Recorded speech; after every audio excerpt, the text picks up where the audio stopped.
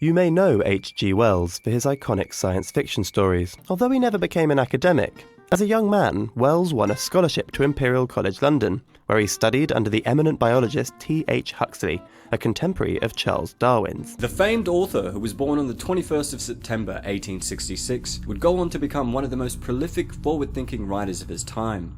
Known for using a blend of science fiction and reality in many of his short stories and novels, most notably in The War of the Worlds, The Island of Dr. Moreau, The Invisible Man, and of course The Time Machine, much of his work served as a social commentary of his times and a stark warning of the possible future ahead.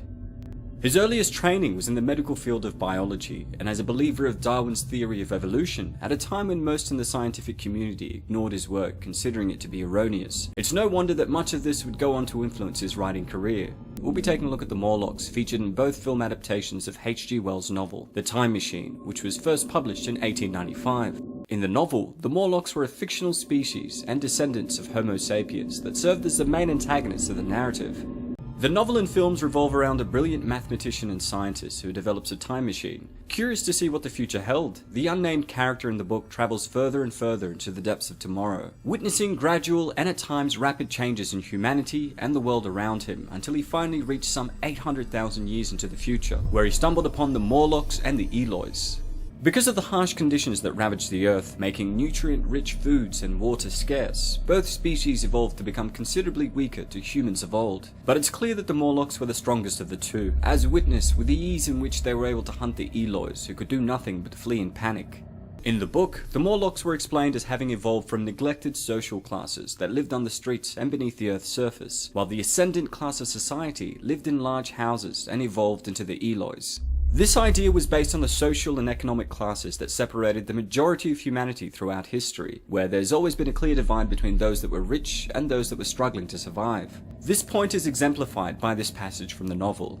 So, in the end, above ground you have the haves pursuing pleasure and comfort and beauty, and below ground, the have-nots, the workers getting continually adapted to the conditions of their labor. And, in the end, the balance being permanent, the survivors would become as well adapted to the conditions of underground life and as happy in their way as the upper world people were to theirs. When the time traveler arrives 800,000 years into the future, he discovers a new world where the previously neglected lower class of Homo sapiens had now evolved and ruled the world, hunting and persecuting the Eloys as punishment for the hardship their ancestors had to endure at their hands. Some chose to take refuge in the great caverns and find a new way of life far below the Earth's surface. The rest of us decided to take our chances in the sunlight. One of the most interesting things about the Morlocks was that they actually had a symbiotic relationship with the Eloys, with the latter serving as food for them, while the Morlocks also provided food and clothing for the weaker species. The time traveler even acknowledges this and theorizes that their current symbiosis must have been derived from the class differences present within his own time, with the working class relegated to working and living underground, so that the upper class could live on the surface in luxurious exuberance. Both the 1960 and 2002 film adaptations of The Time Machine, however, go in a very different direction, abandoning the rich thematic dichotomy of class and privilege in favor of cataclysmic Earth events that created the new divide.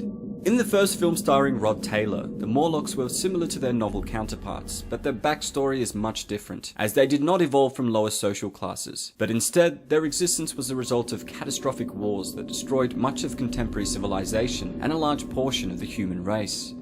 In the latter adaptation starring Guy Pearce, the calamity that divided the human race into the two subspecies wasn't an atomic war, but a failed settlement attempt that fractured the moon. These Morlocks also did not appear to fear daylight, and were much more of a threat than their novel counterparts.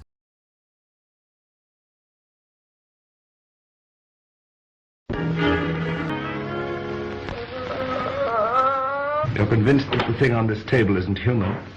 Its cries are human. Do you know what it is, what I began with? No. An animal. This time I'll burn out all the animal around. I'll make her completely human.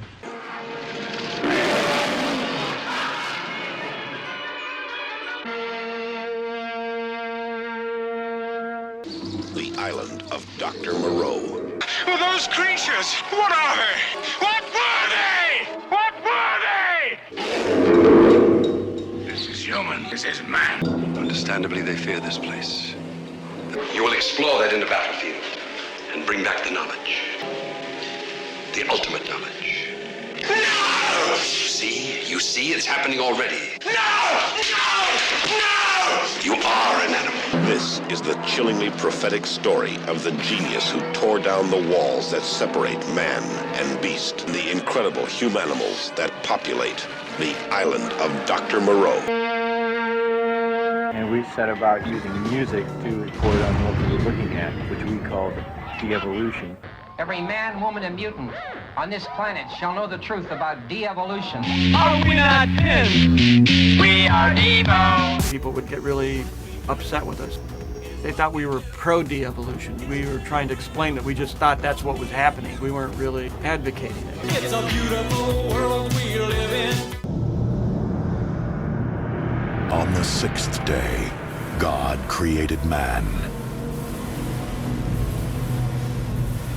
On the seventh day, he rested. And on the eighth day, in a remote laboratory, an exiled scientist created something impossible. Unmistakably human. Undeniably animal. On the island of Dr. Moreau. I'd like to present my children. Father? Oh my God. From director John Frankenheimer. H.G. Wells' most terrifying creation.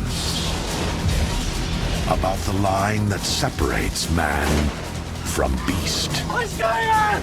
And the notorious doctor who dared to cross it. We are men because the Father has made us men.